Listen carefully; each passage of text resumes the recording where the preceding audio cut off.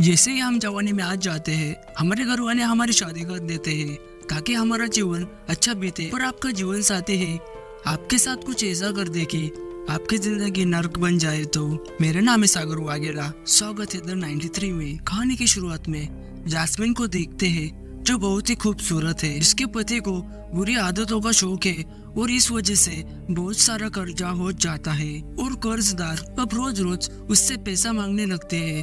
पर ये तो कंगाल था, इस कारण वो जास्मिन पर गुस्सा करने लगता है। उसी गांव में सागर नाम का पेंटर भी था और उसे नई नई पेंटिंग बनाने का शौक था। पर इस बार उसे पेंटिंग का आइडिया नहीं आ रहा था और वो बहुत ही परेशान हो जाता है। उसी वक्त वो बाहर एक खूबसूरत लड़की को देखता है जो जास्मिन थी। सागर की नजर उससे हटती नहीं, वो उसका पीछा करता है। पर हम फेंड्री को देखते हैं, वो फिर बॉस के पास जाता है जिसका पेंट्री पर कर्ज था। इस बार वो नए धंधे के बहाने और कर्ज मांगता है और उसे विश्वास दिलाता है कि जैसे ही मेरा धंधा अच्छी कमाई करेगा, मैं आपके पिछले और अभी के ब्याज के साथ सारे पैसे लौटाऊंगा। बॉस उसे धमकी देता है कि तुझे तो पता है जो मेरे पैसे नहीं लौटाता मैं उसकी गोटियों का बर्फ बना देता हूँ। तो फेंड्री डरता हुआ कहता है हाँ बॉस, और बॉस फेंड्री को पैसे दे देता है। यहाँ सागर जास्मिन का पीछा करते हुए उसके घर के पास आ जाता है तो जास्मिन अपने पापा के कब्र के पास रो रही थी।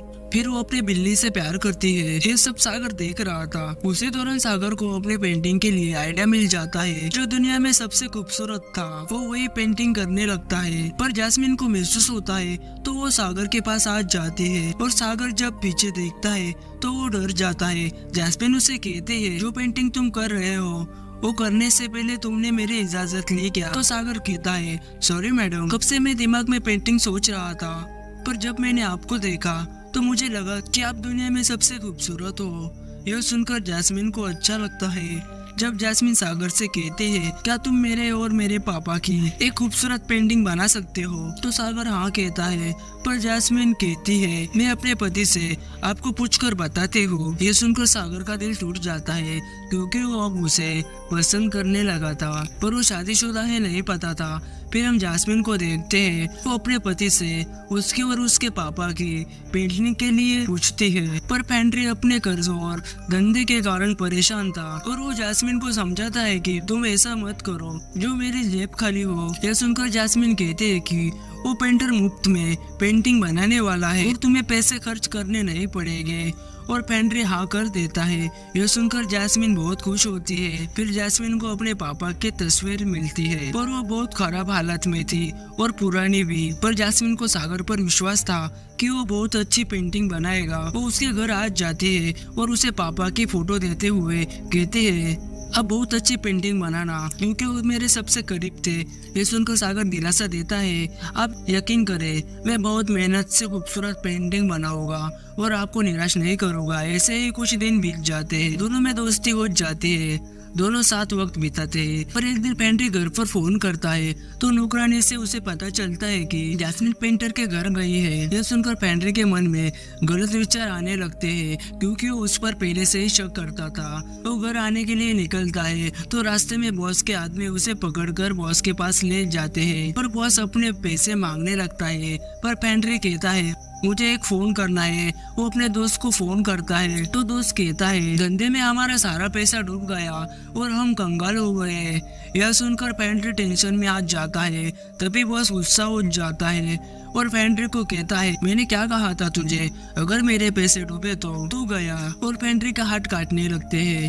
पर तभी बॉस से कहता है मेरा हाथ काट कर आपको आपके पैसे नहीं मिलेंगे, मुझे थोड़ा टाइम दो, मैं अपना घर बेचकर आपके पैसे लौटा दूंगा। पर असल में वो घर जास्मिन का था जो उसके पिता ने उसे दिया था और उसकी यादें जुड़ी हुई थी। अब वो जास्मिन को मनाने का सोचने लगता है ताकि वो घर बेच दे और उन पैसों से पेंट्री अपना कर्ज चुका दे। यहाँ जास्मिन को सागर उसकी और उसके पापा के पेंटिंग लौटाता है जो बहुत ही खूबसूरत बनी थी। जास्मिन उसे उसके सामने लगाती है ताकि बार बार वो उसे देख सके। तभी जास्मिन को लगने लगता है कि कोई उसे चुपके से देख रहा है और उसकी प्यारी बिल्ली का सर भी टेबल पर पड़ा दिखता है। यह देखकर वो डर जाती है। उसकी आवाज से पेंटर दोबारा ऊपर आ जाता है और उसे संभालने की कोशिश करता है पर उसी वक्त नौकरानी उन्हें इस हालत में देख लेती है और जैस्मिन सागर से कहती है, यह देखकर लोग हमारे बारे में गलत सोचेंगे और मेरे पति भी आते ही होंगे और हम सिर्फ अच्छे दोस्त हैं और जब हमें लोग एक साथ देखेंगे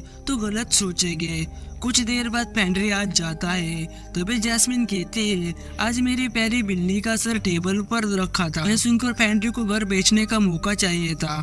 वो तुरंत कहता है, मैं तो तुम्हें कितने दिनों से कह रहा था कि इस घर में बुरा साया है, पर तुम मेरी बात कहाँ मानती हो। पर जैस्मिन कहती है, मैं घर नहीं बेच सकती, ये घर मेरे पापा की निशानी है और मैं यही बड़ी हुई हूँ और मुझे लगता है जैसे मेरे पापा मेरे साथ है। पर पेंड्री समझाता है कि आज तो तुम्हारी बिल्ली गई है और कल कोई हमें भी मार सकता है और घर फिर खरीद लेंगे।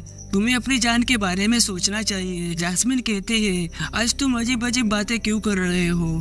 तो पेंड्री कहता है, हाँ अब तुम क्यों घर बेचोगी, तुम्हारा दोस्त पेंटर जो मिल गया है, अब तुम यही रहोगी ना और मुझे तुम्हारे बारे में सब पता है। पर जैस्मिन जानती थी कि ऐसा कुछ भी नहीं है। कुछ देर बाद पेंड्री बॉस को फोन करता है और मेरी पत्नी घर बेचने नहीं दे रही, ये बॉस से कहता है। पर बॉस कहता है, तुम अपनी पत्नी को मार दो फिर सब तुम्हारा हो जाएगा। ये सुनकर पेंड्री भी वही सोचने लगता है ताकि उसका कर्ज जल्द से जल्द खत्म हो जाए और वो आजाद हो जाए।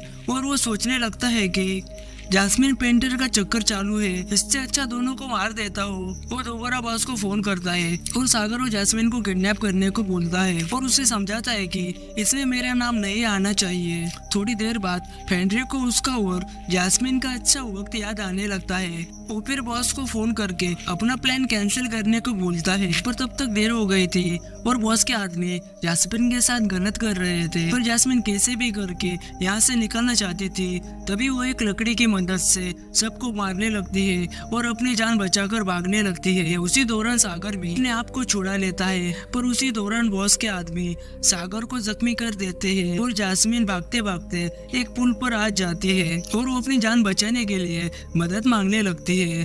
तब एक गाड़ी वहाँ आती है, पर उसे पता नहीं था कि ये गाड़ी तो बॉस की है। फिर बॉस जैस्मिन को जख्मी कर देता है और पुल से नीचे फेंक देता है। ये सब सागर होते हुए देख रहा था, पर वो उसी हालत में पुलिस के पास जाता है। जैस्मिन को पुल पर गुंडों ने मारा और उसे नीचे फेंक दिया। ये पुलिस से कहता है। पर पुलिस कहती है, तुम्हें कैसे पता चला। तो सागर कहता है, मैंने खुद अपनी आंखों से देखा, नहीं तो आप मेरे साथ चलो। और पुलिस पुल पर आ जाती है, पर कहीं पर भी जैस्मिन की लाश नहीं मिल रही थी। पर यहाँ उल्टा पुलिस सागर से कहती है, कहीं तुमने तो उसे मारकर कहीं छुपा तो नहीं दिया। फिर हम पेंड्री को देखते हैं, उसे जैस्मिन की बिल्ली दिखती है जो मर चुकी थी और जैस्मिन का सर टेबल पर दिखता है। पर वो एक सपना था और धीरे धीरे उसे लगने लगता कि जैस्मिन की आत्मा उसे परेशान कर रही है। कुछ दिन बाद धीरे धीरे गांव में लोगों को उसी पुल पर जैस्मिन की आत्मा दिखने लगती है और ये बात फैल जाती है कि वो बॉस के आदमियों को मार रही है और उन्हें भी पुल पर लटका रही है, क्योंकि वो अपना बदला लेना चाहती है। हाँ, बॉस के आदमी कम हो रहे थे और वो डर रहे थे, पर बॉस आदमियों को समझाता है कि अगर तुम डरोगे तो तुम्हें वो मारेगी, अगर तुम बिंदास रहोगे तो वो तुम्हें कुछ भी नहीं करेगी। टाइम बीत रहा था, यहाँ जैस्मिन एक एक करके सभी को मार रही थी, अपना बदला ले रही थी। अब सिर्फ अकेला बॉस बचा था। वो बहुत ही होशियार था। वो सागर के घर आ जाता है, क्योंकि उसे पता था जैस्मिन की आत्मा सागर को नहीं मारेगी। इस कारण वो सागर के घर पर आता है। तो बॉस को देखकर सागर गुस्सा हो जाता है, क्योंकि उसने जैस्मिन को मारा था और वो उसे घर में लॉक कर देता है। और उसे ये भी पता था कि जैस्मिन के पति ने घर के लिए जैस्मिन को मरवाया, उसे अपनी गलती मानने को कहता है। पर पेंड्री अपना गुनाह कबूल नहीं करता और अपने कपड़े फाड़कर उस पर हमला कर देता है, ताकि लोगों को लगे कि सागर ने पेंड्री को मारा। तभी वहाँ गांव वाले आ जाते हैं और सागर को पकड़कर अपने साथ ले जाते हैं। पर वो उन्हें समझाता है कि पेंड्री ने घर के लिए बॉस के साथ मिलकर अपनी पत्नी को मरवाया और वो उन्हें अपने घर ले जाता है सच का पता लगाने। पर जब वो घर में घुसता है तो वो देखता है घर में बॉस को भी किसी ने मारकर लटका दिया था। पर गांव वाले तो सागर पर शक करते हैं कि तुमने तो नहीं मारा। पर सागर कहता है, अगर मैंने मारा होता मैं तुम्हें यहाँ क्यों लाता। फिर हम देखते हैं यहाँ पेंटर पुलिस के पास आता है और अपने लिए सुरक्षा मांगता है, ताकि पेंटर उसे मार ना दे। पुलिस उसे सुरक्षा दे देती है। अब बॉस तो मर चुका था, तो उसका भाई पेंड्री से पैसे मांगने आता है और उसे धमकी देता है कि अगर तुमने हमारे पैसे नहीं दिए तो मैं तुम्हारे साथ तुम्हारी माँ को भी मार दूंगा। जैस्मिन की आत्मा से बचने के लिए पेंड्री अपने साथ एक बाबा को वूल पर लेके आता है ताकि जैस्मिन की आत्मा को भगा सके। पर जैसे ही जैस्मिन बाबा के सामने आती है तो बाबा भाग जाता है, पर पेंड्री के साथ वाला सिक्योरिटी जैस्मिन पर गोली चलाता है और जैस्मिन उसे भी मार देती है और पेंड्री के पास आती है तो पेंड्री डर जाता है और अपनी गलती के लिए माफी मांगता है। उसी वक्त वहाँ सागर आ जाता है और वो जैस्मिन से कहता है तुम मरी नहीं हो, तुम अभी तक जिंदा हो, क्योंकि जहाँ तुम रहते हो वहाँ मैंने तुम्हारे दुश्मनों की फोटोज देखी और मैं समझ गया था तुम्हारा प्लान क्या है और तुमने जो अपने लिए किया वो सब ठीक है। पर तुम पेंड्री के सामने कहो कि हम सिर्फ दोस्त थे और हमारे बीच कोई रिश्ता नहीं था। और वो कहता है कि तुम कितने गलत हो, जैस्मिन हमेशा तुम्हारे बारे में अच्छा बोलती थी, वो तुम्हें कितना प्यार करती थी। यह सुनकर पेंड्री को बुरा लगता है और जैस्मिन से माफी मांगता है और पेंड्री उसे गले लगाता है। तभी पीछे से सिक्योरिटी आता है और सागर के सर पर पत्थर मारता है और वो जख्मी हो जाता है। पर तभी जैस्मिन सिक्योरिटी पर चाकू मारती है और वो पेंड्री को छोड़कर सागर के पास आती है। सागर की हालत खराब थी, पर तभी पेंड्री आता है, जैस्मिन के पेट पर चाकू मारता है और वो मारते वक्त जैस्मिन से कहता है मुझे माफ कर दो, मुझे तो घर किसी भी हालत में चाहिए, इस कारण तुम्हें मारना पड़ा। जैस्मिन मर जाती है। फिर सागर जैस्मिन को उठाकर उसी पुल के नीचे पानी में छोड़ देता है और सागर पुलिस के पास जाता है और वो गुनाह कबूल करता है कि उसी ने जैस्मिन को मारा, क्योंकि वो अकेला नहीं रहना चाहता था, जैस्मिन से प्यार करने लगा था। पेंड्री ने अपना कर्ज चुकाने के लिए जैस्मिन का घर बॉस के भाई को देता है। अब वो उसमें रहता है। पर अब हम देखते हैं पहले तो जैस्मिन जिंदा होकर मरने की एक्टिंग कर रही थी, पर अब वो सच में एक आत्मा बन चुकी थी और वो बॉस के भाई को भी मार देती है। इसी के साथ मूवी एक्सप्लेनेशन यही खत्म होता है। वीडियो अच्छी लगी हो तो लाइक कर सकते हो। अगर आप ऐसे मजेदार वीडियो देखना पसंद करते हो तो चैनल को सब्सक्राइब कर सकते हो। तो मिलता हूँ आपको एक नई वीडियो में, तब तक के लिए गुड बाय।